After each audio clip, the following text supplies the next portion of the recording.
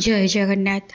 समस्त ब्रह्मांड ऐश्वर्यर स्वामिनी सुख समृद्धिर देवी माँ महालक्ष्मी को एकाक्षरी बीज मंत्र द्वारा किभली प्रसन्न करे हवा।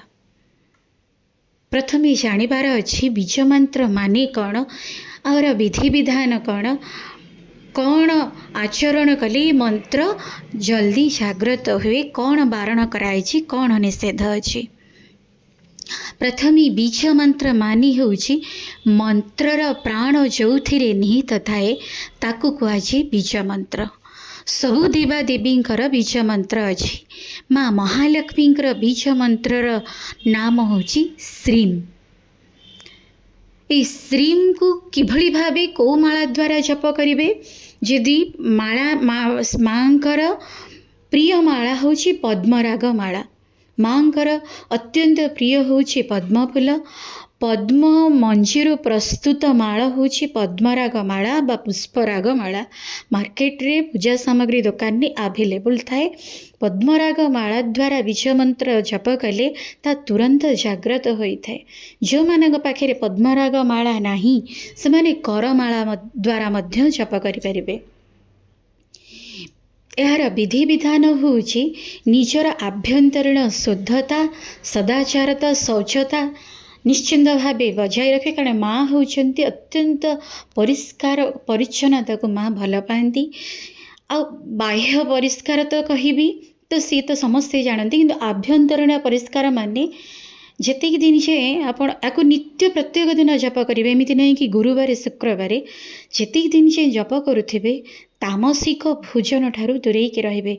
कथारे अछि जेभली भावरे भोजन सेही भली भावरे भजन। आ तामसिक भोजन ग्रहण करी कौनसी भी वैदिक मंत्र पाठ बा जप कले केबे भी सफल हुएनी।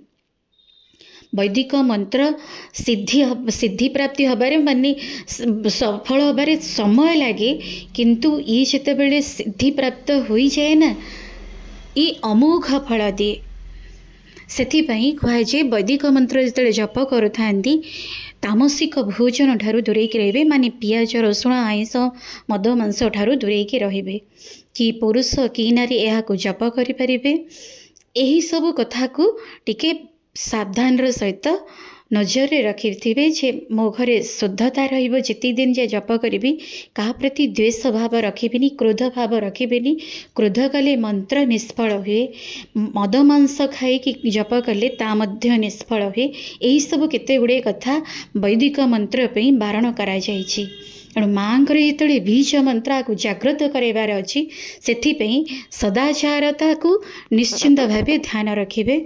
आ माँकर ये मंत्र को जिते बड़े जप करेंगे 108 रु केबे भी कम करेंगे। 108 रु अधिका भाव जप कले बहुत भल। जिते जपर मात्रा अधिका हम सेते जल्दी यार प्रभाव आपण अनुभव करें।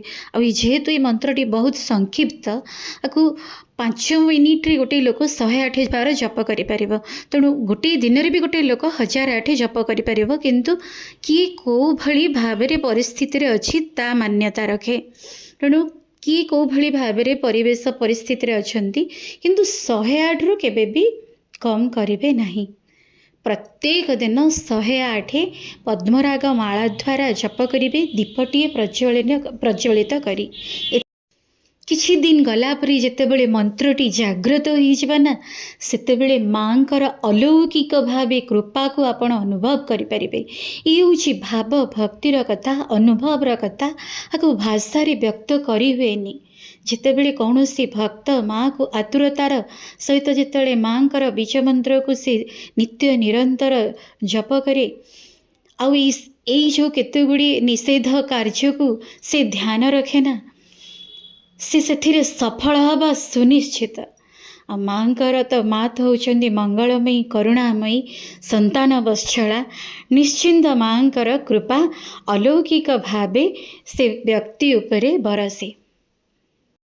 जय जगन्नाथ, जय जगन्नाथ।